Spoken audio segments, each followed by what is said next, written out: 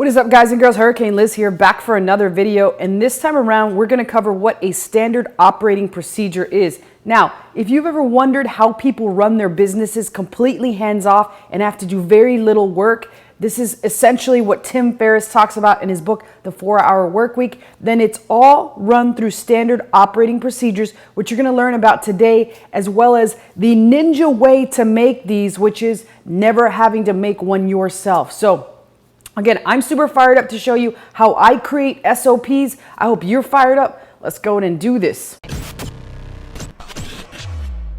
All right, guys and girls, so right here, what I'm going to start off by talking about is what SOPs are. SOPs is another term for standard operating procedures, and you'll usually hear this thrown around quite a bit in the business world because of the fact that it truly gives you freedom to do whatever the hell you want when you have enough SOPs set up in order to make your business run. So what in general do SOPs accomplish? Well, it's pretty simple. It accomplishes the job of you having to be less of a manager. Yes, less of a manager. Now, a lot of times when I speak to you guys one-on-one or even through comments, people will often say, Liz, I'm doing my own business. I'm working 12 to 14 hours a day like a dog. I really don't know how to be able to truly outsource this business. And well, the secret to that is by building out these SOPs and having them within your organization so that people can essentially do the jobs that you normally do without you having to even train them. So we're going to learn all about how to do that and a heck of a lot more. Okay, so let's go ahead and start out with showing you guys what an SOP is. So I'm going to jump into a place that we hold all our SOPs. Now, by no means am I saying that you have to get this. This is just where my business stores every single SOP that we have for all of our businesses. So it's called Suite Process, and it's nothing more than kind of like a bank for SOPs. So I'm going to log in, and you're going to see that. All right, and you're going to see that now that I'm logged in, you see everything over here is an SOP for the business. You can see that there's how to create an Amazon listing, how to make a GS1 UPC. Every single one of these things are for a number of different businesses. Tracking websites, how to fulfill orders in Shopify, how to create an invoice in Shopify, how to check a customer's email in Zendesk, so that's for customer service. And in fact, there's even one for how to create an SOP. So let's first quickly look at something that's pretty common in the Amazon world and something that everybody should know how to do, and that is how to create an Amazon listing. And this is where we'll actually start. So this is what an SOP will typically look like. However, keep in mind that you can create SOPs for just about anything. So everybody that's out there in Kindle, you would create SOPs for creating Kindle listings. You would also create SOPs for Kindle research. You would also create them for the back-end keyword research on Kindle. And it's the same thing with Amazon, or it's the same thing with any business. Take any single task that you do on a day-to-day basis and figure out what are the steps that it takes for me to complete this task. So it all usually starts out with a video. So the best way to go about this is first and foremost, record yourself doing that task on your desktop. So you'll see that the first thing that we place in our SOPs here is a recording of the process of how to create an Amazon listing. So now that recording looks to be about 8 minutes long here. And so this particular employee that created this SOP went on for 8 minutes showing people how to create the Amazon listing. And now once you have that video recording, the next thing that you want to do is document the steps step by step. So you're going to see that in this process over here on the right hand, Suite Process shows that this is an overview of how it goes along. And you'll see that in total, there looks to be 8 steps. And we scroll down, no, there's actually way more. This just won't go down. So if I look at this, there's 20 some steps. If I keep going, there's a total of 20 something steps.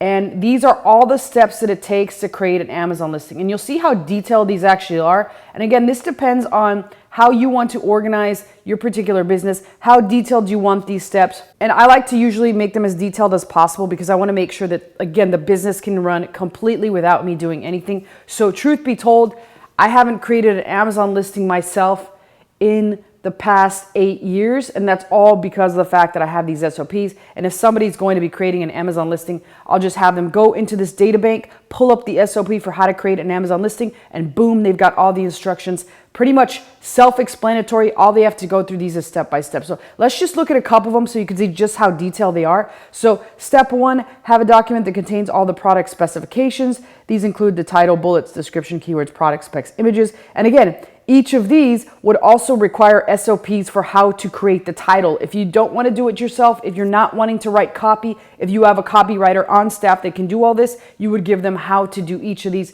Same thing with the keywords. This isn't really necessary copy work. It's more or less research. So you can easily assign how to find keywords for the Amazon backend to a VA who can find all these. And again, we have all of these here in our keyword database in Suite Process. So here's what this document you must have before you continue with the document. And then it shows them exactly, this is almost a 6th grader could do this. That's how we purposely create the instructions. Step 2 is navigate to the Seller Central homepage. It even shows them where to go, the URL, as well as the sign in. And I know you're probably thinking like, wow, Liz, this is a lot of work to create this.